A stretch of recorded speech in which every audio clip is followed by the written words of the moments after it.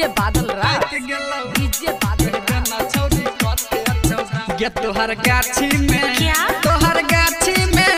तोहर गाछी में पाक गेलो आम कह देना छौरी कते अच्छो दाम तोहर गाछी में पाक गेलो आम कह देना छौरी कते अच्छो दाम अच्छा तोहर गाछी में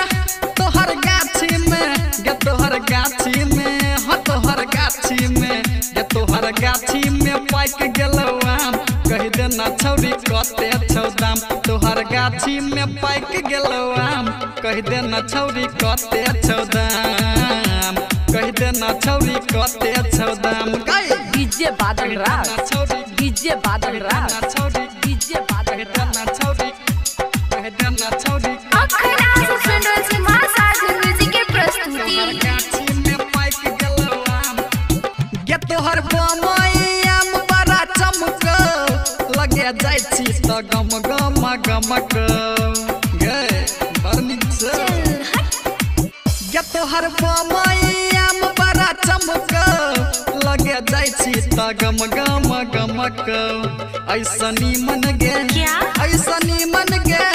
ऐसनी मन तू कले इहे काम कह देना छौरी कते अच्छो दाम तोहर गाछी में पाक गेलो आम कह देना छौरी कते अच्छो दाम कह देना छौरी कते अच्छो दाम सुन कह देना छौरी कह देना छौरी कह देना छौरी गाछी में पाक गेलो आम जब बिहार में आम तोहर टूटत सब छौरा जुअन का गेल लुटत केना हेतौ जब बिहार में आम तोहर टूटत सब छौरा जुअन का गेल लुटत जल्दी कह देना क्या? जल्दी